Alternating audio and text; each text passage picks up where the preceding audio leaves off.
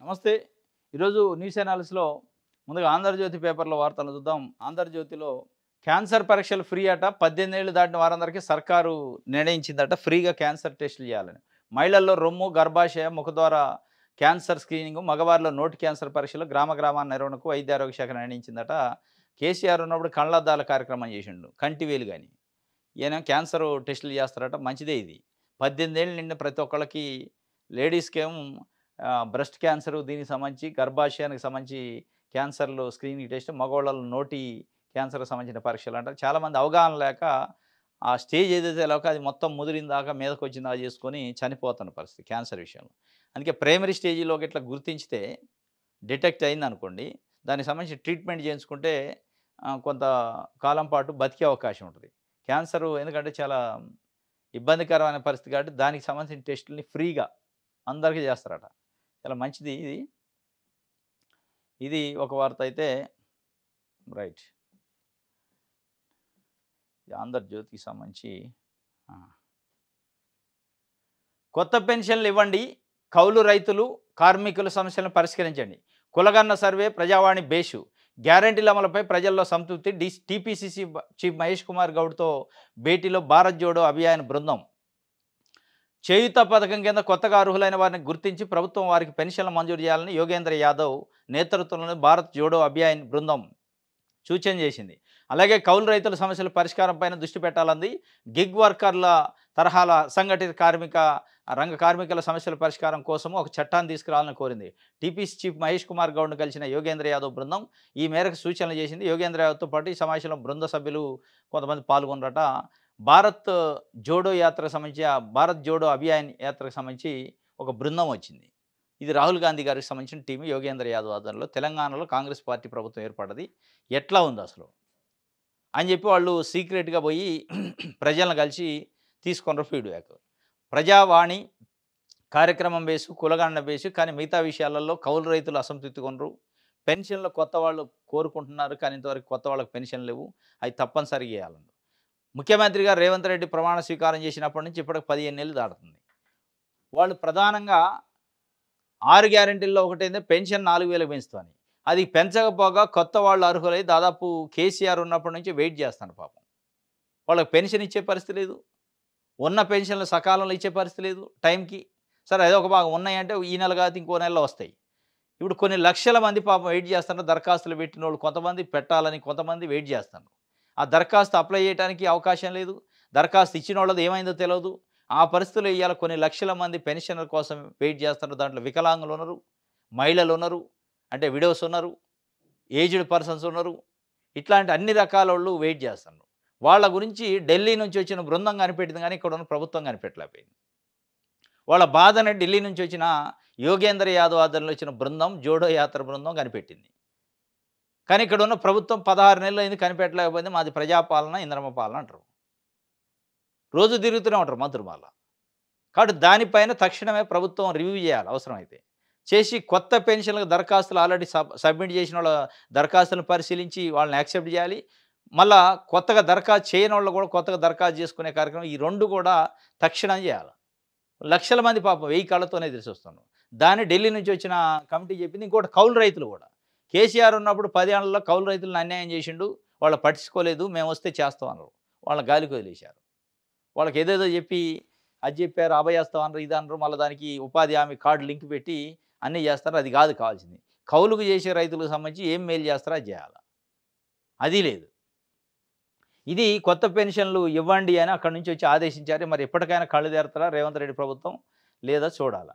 Right. ఇది ఒక వార్త అయితే ఈనాడు పేపర్ చూద్దాం. రైట్. కర్ణాటక మాజీ డీజీపీ హత్యాట. భార్య హంతకురాలు, ఆస్తి వివాదాలు, కుటుంబ తగాలతో దారుణం. ఓంప్రకాష్ అని మాజీ కర్ణాటక డీజీపీ నేను దారుణ హత్యకు గురైండు. 1981 ఐపీఎస్ బ్యాచ్ అయింది. బీహార్ సంబంధించిన ఆయన. కాకపోతే కర్ణాటకలో జాబ్ చేసిండు కాబట్టి అక్కడే ఉంటుంది. భార్య, కూతురు కలిసి కళ్ళల్లో కారం కొట్టి కత్తితోని బట్టి చంపేశారట. ఏందంటే ఆస్తి. మరి ఆస్తి వేరే వాళ్ళకి ఏమైనా పెడతారంట ఏం తెలియదు కానీ ఆస్తి కోసం పెద్ద ఎత్తున గొడవ జరుగుతుందట. రోజు గొడవేనట. ఆ చుట్టుపక్కల ఉన్నోళ్ళు కూడా స్టేట్మెంట్ ఇచ్చారు నిన్న. ఆ గొడవ కాస్త ఆయన ఏ కాడికి పోయిందంటే ఇంట్లో తుపాకీ పట్టుకొని తిరగాల్సిన పరిస్థితి రక్షణ కోసం. ఆయన రక్షణ కోసం నేను తుపాకీ పట్టుకొని తిరుగుతున్నా ఆయన అంటే భార్య నన్ను చంపడానికే తిరుగుతుండని భార్య చెప్పిందట. వాళ్ళ ఐపీఎస్‌లు వాట్సాప్ గ్రూప్ ఉందట ఒకటి కుటుంబాలకు సంబంధించి. ఆ గ్రూప్‌లో పెట్టిందట. నా భర్త నన్ను చంపడానికి తుపాకీ పట్టుకొని ఇంట్లో తిరుగుతుండు, భయభ్రాంతులకు గురైతున్నాం. ఆయన పైన కేసు పెట్టండి, చర్య తీసుకోండి అని కూడా అడిగిందట. అడుగుతుందో లేదో తెల్లారి కళ్ళల్లో కారం కొట్టింది, కత్తితోని పొడిచి చంపేసింది. ఒక IPS retired DGP, highly educated retired DGP దాదాపు 30, 35 సంవత్సరాలు సర్వీస్ చేసి ఉంటాడు పోలీస్ శాఖలో. కుటుంబం ఈ పరిస్థితుల్లో ఉంటే మరి మిగతా సామాన్య ప్రజల పరిస్థితి ఏంది? ఆస్తుల కోసం కత్తులు పెట్టి పొడుచుకునే కాడికి ఒక ఐపీఎస్ ఆఫీసర్ కూడా వస్తే ఐపీఎస్ ఆఫీసర్ కుటుంబం కూడా వస్తే ఇక సామాన్యుల పరిస్థితి ఏంది? ఎందుకంటే మొత్తం మీరు చూసేదే క్రైమ్. పోలీస్ డిపార్ట్మెంట్ చూసేదే క్రైమ్‌ని ఎట్లా కంట్రోల్ చేయాలి? మనుషుల యాటిట్యూడ్ ఎట్లుంటది? ఆస్తుల విషయంలో, మహిళల విషయంలో, రకరకాల విషయాలలో, భూముల విషయంలో తగాదాలు ఎట్లా వస్తాయి? దాన్ని ఎట్లా పరిష్కరించాలని మీకు తెలుసు. ఎక్కడ గొడవలొస్తాయి? ఎక్కడ గొడవలను సద్దుమణచాలంటే ఏం చేయాలనేది కూడా మీకు మొత్తం తెలుసు. కౌన్సెలింగ్‌లు ఇస్తా ఉంటారు పోలీసులు. ఏది మామూలు ప్రజలకి. అట్లాంటి పోలీస్ కుటుంబంలో ఆయన కౌన్సెలింగ్ తీసుకోలేదా మరి? ఆయన చెప్పుకోలేదా? ఎటుపోద్దో తెలవదా? కానీ చెయ్యి దాటిపోయింది. ఆయన సావు మీదకి తెచ్చింది. ఇది ఒక రకంగా పోలీస్ డిపార్ట్మెంట్‌కి పరువు తక్కువ వ్యవహారం. ఒక మాజీ డీజీపీ ఏదో చిన్న ఎస్ఐయో, సీఐ ర్యాంక్ కాదు ఆయనది. ఒక DGP rank officer, DGP retired DGP. ఆయన భార్య, కూతురు కలిసి చంపే పరిస్థితి వచ్చిందంటే మరి మీ కౌన్సెలింగ్ ఏంది? మీ పెంపకం ఏంది? మీ కుటుంబం ఏందనేది అర్థమవుతుంది. దీన్ని బట్టి ఇక ప్రజలు మరి ఏ స్థాయిలో క్రైము జరుగుతుందనేది దీన్ని బట్టి ప్రజలకేం తెలుస్తది పాపం? మామూలోళ్ళు పరిస్థితి ఇంకా దారుణంగా ఉంటది కదా! రైట్. ఇది ఒక వార్త. అయితే ఇంకోటి రుణమాఫీ, రైతు భరోసా ఫ్లెక్సీలకు 28 కోట్లట. రుణమాఫీను, రైతు భరోసాకి ఫ్లెక్సీలేస్తారట. దేనికి ఫ్లెక్సీలు? అంటే రుణమాఫీ అయినోళ్ళ రైతులు జాబితా అంతా పెట్టి ఆ గ్రామాలలో గ్రామం ఎంటర్ అయ్యేటప్పుడు గ్రామ పంచాయతీ దగ్గర పెద్ద ఫ్లెక్సీ వేసి బోర్డులు పెట్టాలట. పలానా రైతు ఇగో ఇంత రుణమాఫీ అయింది. పలానా రైతుకి ఇంత రుణమాఫీ అయింది. కాంగ్రెస్ పార్టీ చేసిన పని గురించి ఆడ ఫ్లెక్సీలో చెప్తారట. రైతు భరోసా కూడా పలానా రైతుకి ఇంత రైతు భరోసా వచ్చింది. దీనికోసం 28 కోట్ల రూపాయలు ఫ్లెక్సీలు వేయడానికి ఇచ్చారట ప్రభుత్వం పైసలు. ఎందుకు ఫ్లెక్సీలు వేయాలి వాస్తవంగా? ఇప్పుడు రైతు భరోసా ఏమన్నా కొత్తగా వచ్చిందా? మీరు ఫ్లెక్సీలు వేయడానికి కొత్త కాంగ్రెస్ పెట్టిందా? రైతు బంధానికి కేసీఆర్ 6 సంవత్సరాలు ఇచ్చిండు. ఏ ఫ్లెక్సీలు పెట్టలేదుగా ఏడ. దేనికి ఫ్లెక్సీలు? మళ్ళీ ప్రభుత్వం డబ్బులు దండగ కానీ. ఇవాళ పెన్షన్ రానోళ్ళు కొత్త పెన్షన్ల కోసం వెయిట్ చేస్తున్నారు. వాళ్ళకి ఇవ్వండి ఆ 28 కోట్లు. లేదా రైతు భరోసా 3 ఎకరాలకే వచ్చింది, మిగతా వాళ్ళకి రాలే. మార్చి 31 కల్లా అందరికి ఇస్తామన్నారు, అది ఇక మర్చిపోయారు దాన్ని. వాళ్ళు వెయిట్ చేస్తారు రైతు భరోసా రానోళ్ళు రైతులు. వాళ్ళకి ఇవ్వండి. ఈ ఫ్లెక్సీల గొడవ ఎందుకు? ఇప్పుడు నాకు రైతు బంధు వచ్చింది, లేకపోతే నాకు రైతు రుణమాఫీ వచ్చింది, రైతు భరోసా వచ్చింది. నాకు తెలియదా? నాకు ఫ్లెక్సీలు వేయాలి నా పేరు? ఇంకో రైతుకి ఇంకొక ఆయనకు వచ్చింది. ఆయన తెలవదా? నాకు గవర్నమెంట్ ఇచ్చింది అని తెలుసు కదా! ఇంక నువ్వు ఫ్లెక్సీలు వేసేది మళ్ళీ ఎవరు చూడాలి ఆ ఫ్లెక్సీలు? ఇదేమన్నా ఎవరంకాల పనేనా? ఈ ఫ్లెక్సీలు వేస్తే ఏమైందంటే కాంగ్రెస్ పార్టీకి, ప్రభుత్వానికి తీవ్రమైన వ్యతిరేకత వద్దు వాళ్ళపైన రైతులలో. ఏ రైతులలో? ఫ్లెక్సీలో ఉన్న పేరోడు బాగానే ఉంటాడు. పేరోనికి తెలుసు వాడి అకౌంట్‌లో మెసేజ్ వచ్చింది, అకౌంట్ చూసుకున్నా నాదే ఉంది సపోజు. ఇప్పుడు నాకు వచ్చిందనుకోండి, నాకు మెసేజ్ వచ్చింది, నాకు తెలుసా డబ్బులు వాడుకున్నా. ఇక నాకు తెలవాల్సిన అవసరం లే కొత్తగా. నా పేరు ఆడేసి రానోడిని చూపించి ఇక ఆయనకి ఇచ్చినామంటే వానికి ఎంత కడుపులో మండిద్ది రాని రైతుకి? ఇక దీనికోసం తప్ప ఏమి లేదు. సరే ఇదంతా రాజకీయం అయితే 28 కోట్ల రూపాయలు తగలేయటం ఎందుకు ఫ్లెక్సీలకి ఉట్టిగా? రైతు భరోసా రానోళ్ళు ఉన్నారు. ఇంకా రైతు రుణమాఫీ రానోళ్ళు చాలామంది మిగిలిపోయారు. వాళ్ళకి ఇయ్యండి ఆ డబ్బులు. పని లేని పని అన్నమాట ఇది. ఇది రాష్ట్రంలో అమలవుతున్న పంటల రుణమాఫీ, రైతు భరోసా పథకాలపై ఊరూరా ఫ్లెక్సీలు ఏర్పాటుకు నిర్ణయించిన ప్రభుత్వం దీనికోసం 28,35,00,000ను వ్యవసాయ శాఖ ద్వారా విడుదల చేసింది. 2 లక్షల లోపు రుణమాఫీ అయిన లబ్ధిదారులు రైతు భరోసా సాయం పొందిన వారి వివరాలు ఫ్లెక్సీలో ప్రదర్శించాలని ప్రభుత్వం ఆదేశించింది. ఒక్కో గ్రామానికి 3 చొప్పున ఫ్లెక్సీలు ఏర్పాటు చేయడానికి ఒక్కో దానికి రూ. 350 చొప్పున వెచ్చించాలని నిర్ణయించింది. మొత్తం 8,10,000 ఫ్లెక్సీలట. 8,10,000 ఫ్లెక్సీలట. 24,76,158 మంది రైతులకు రుణమాఫీ అయిందని వారి పేర్లను 2,10,000 ఫ్లెక్సీలు, 69,98,729 మందికి రైతు భరోసా ఇచ్చినాం. వాళ్ళకి సంబంధించిన 6 లక్షల ఫ్లెక్సీలు, మొత్తం 28 కోట్ల రూపాయల 35 లక్షల రూపాయలు, 28 కోట్ల 35 లక్షల రూపాయలు పెట్టి ఫ్లెక్సీలు వేస్తారు. ఇదంతా నీళ్ళలో పోసినట్టే ఈ డబ్బులన్నీ. ఉట్టిదే ఇదంతా. నీళ్ళలో పోసినట్టే కాక కాంగ్రెస్ పార్టీ పైన వ్యతిరేకత వచ్చే కార్యక్రమం ఇది. వాళ్ళకి అర్థమవుతుందో లేదో తెలియదు కానీ. ఫ్లెక్సీలో పేరున్నోడు సంతోషపడతాడు. ఎట్లాగా వాడు ఆల్రెడీ అకౌంట్లో చూసి సంతోషపడ్డు. వాడి పేరు చూసి రానోడు కుళ్ళుకుంటాడు. కుళ్ళుకొని కాంగ్రెస్ పరిస్థితి ఏందో చూడాలి, కాంగ్రెస్ కథ ఏందో తేలవాలని ఇక కట్టుకడతారు. ఇప్పటిదాకా తెలవదు ఎవరికి వచ్చిందో ఎవరు రాదో కొంతమంది తెలియదు. ఈ తెలవనోడికి కూడా తెలియజేసి ఇక మేము వానికి ఇచ్చినాం నీకు ఇవ్వలేదని చెప్పడం తప్ప ఏం లేదు ఇందులో. 28 కోట్లు తగలేస్తారట ఫ్లెక్సీల కోసం. రైట్. ఆంధ్రప్రభ చూద్దాం. సోనియా రాహుల్పై ఈడీ కేసులు, రేవంత్ మౌనమేలా, అధిష్టానం ఆందోళనకు పిలుపునిచ్చినా స్పందించలేదేమి, అకాల వర్షాలతో రైతులకు కష్టాలు, వడగండ్ల బాధితులకు అందని సాయం, ఖమ్మం జిల్లాలో డిప్యూటీ సీఎం, ఇద్దరు మంత్రులున్న నిష్ప్రయోజనం, ఎకరాకి 20,000 పరిహారం ఇవ్వాలని ఎమ్మెల్సీ కవిత డిమాండ్ చేశారు నిన్న ఖమ్మంలో. సోనియా రాహుల్ గాంధీ పైన నేషనల్ హెరాల్డ్ అనే ఒక కేసు ఈడీ సిబిఐ పెడితే దానిపైన దేశవ్యాప్తంగా కాంగ్రెస్ పార్టీ కేడర్ అంతా రోడ్ల మీదకి వచ్చి నిరసన తెలిపింది. కానీ తెలంగాణ ముఖ్యమంత్రి ఎందుకు తెలపలే? ఏంది మౌనం? మౌనం వెనక అంతరార్థం ఏంది అని కవిత సూటిగా ప్రశ్నించింది. మరి ఆయన మౌనంగా ఉన్నట్టుగా ఇక్కడ టీపీసీసీ ఆధ్వర్యంలో పెద్ద ఎత్తున నిరసనలు అయితే చేశారు వాళ్ళు కూడా. కానీ రాహుల్ గాంధీ ఆయన రేవంత్ రెడ్డి ఫారెన్లో ఉండు మరి స్పందించలేదా?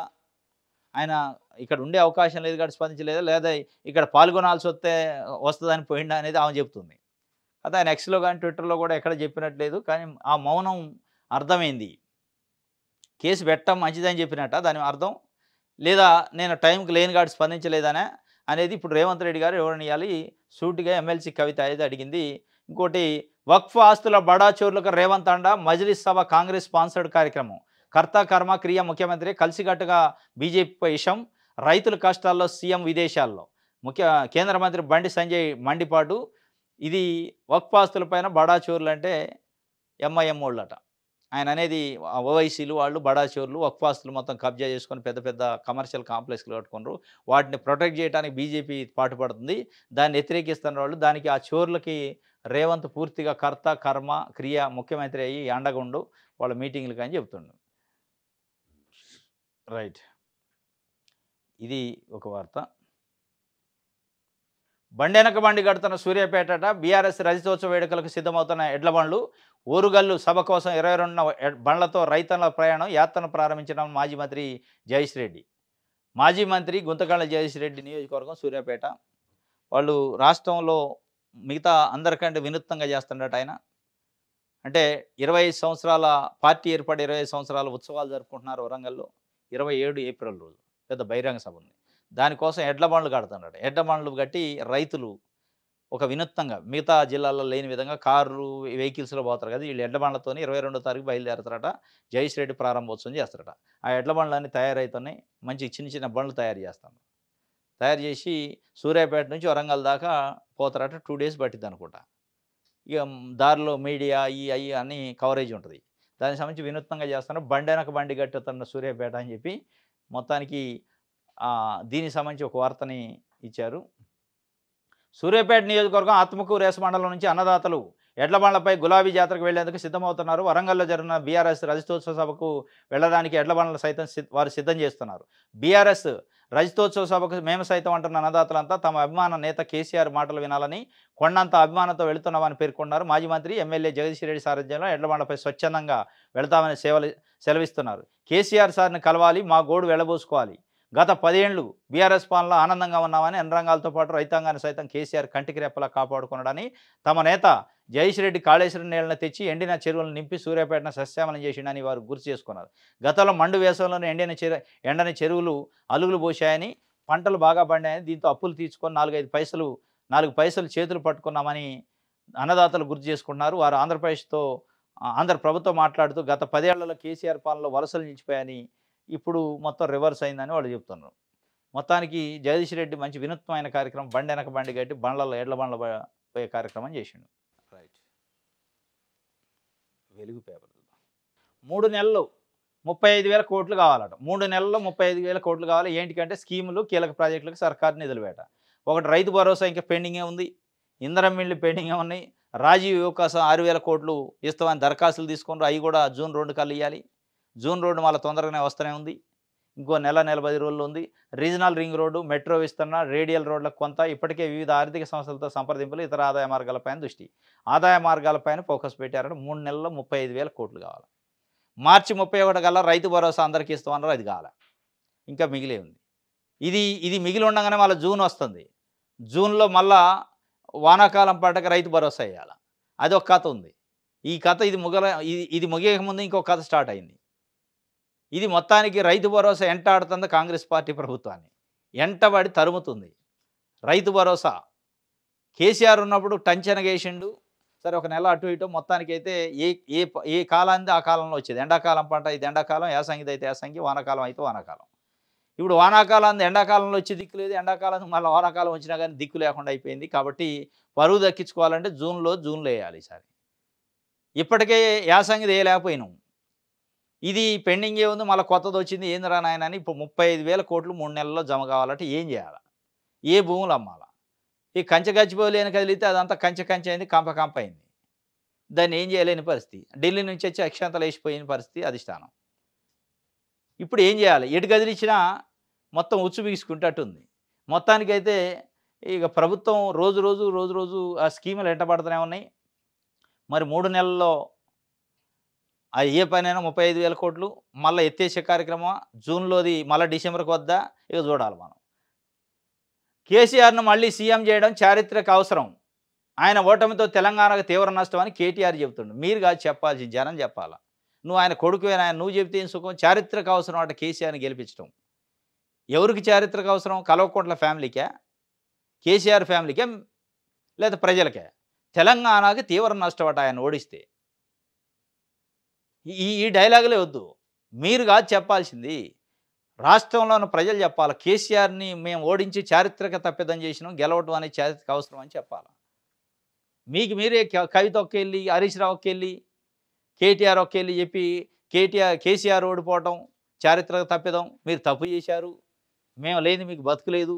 మా కుటుంబం లేనిది బతుకులేదని మీకు మీరు చెప్పుకుంటే డబ్బా కొడితే తెలంగాణ ప్రజలు కన్నెర్ర చేస్తారు. జాగ్రత్త. మీరు ఈ ఓవర్ యాక్షన్‌లు చేసి ఓడగొట్టుకున్నారు. పనులు మంచిగా చేసినప్పటికీ ఓడిపోయింది ఏంటంటే ఈ అహంభావమైన కార్యక్రమాలే.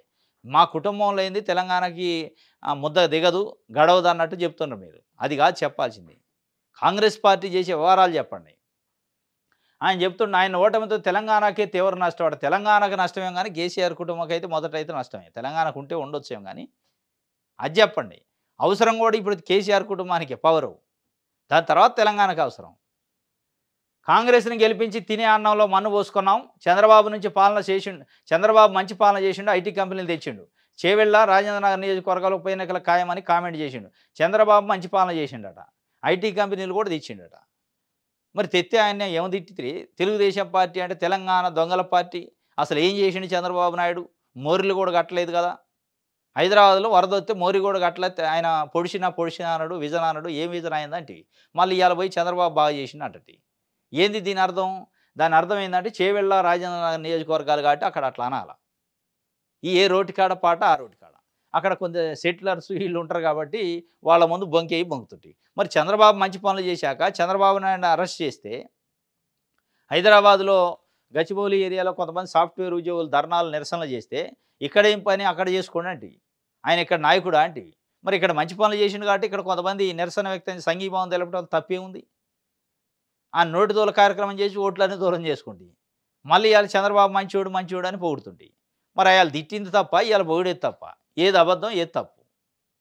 ఆయన పోయి చెబుతుండు చారిత్రక అవసరం కేసీఆర్ గెలవటం. తెలంగాణకి నష్టం మేము ఓడిపోతే. తెలంగాణకంటే మీకు నష్టం. మేము లోటు దేకట్లే ఇప్పుడు. అది బాధ. రైట్. కేసీఆర్ మళ్ళీ సీఎం కావడం చారిత్రక అవసరం. బీఆర్ఎస్ ఓటమితో తెలంగాణ ఎక్కువగా నష్టపోయింది. దేశంలో మతపిచ్చితో బీజేపీ రాజకీయాలు. కేసీఆర్ మళ్ళీ సీఎం కావడం చారిత్రక అవసరం ఎవరికంటే కల్వకుంట్ల కుటుంబానికి, తర్వాత తెలంగాణకి అని చెప్పాలి. నువ్వుగా చెప్పాల్సిందే. కల్వకుంట్ల కుటుంబం కాకుండా వేరే వాళ్ళు చెప్పాలి చారిత్రక అవసరం అని. వాళ్ళు చెప్పరు. ప్రజలు ఎందుకు చెప్తారు? ఈయన కాబట్టి ఇంకోడవుతాడు. ఇక ఆయనే గురా కాదు కదా. ఎంతోమంది నాయకులు వస్తుంటారు, పోతుంటారు. ఇక చారిత్రక అవసరం తినే అన్నంలో మట్టి పోసుకొనరు, మన్ను పోసుకొనరు. మేము వస్తే మేము అమ్మి పెట్టేటోళ్ళం అన్నట్టు చెప్తున్న ఆయన బీఆర్ఎస్ ఓటమితోనట తెలంగాణకి ఎక్కువ నష్టమైందట. తెలంగాణకి అంటే కూడా మీకు నష్టమైంది ఎక్కువ. అది చెప్పండి ఫస్ట్. రైట్. ఇది సాక్షికి సంబంధించి. రైట్. ఇది ఈరోజు న్యూస్ ఛానల్స్. రేపు తాజా వార్తలతో తిరిగి కలుసుకుందాం. Thank you.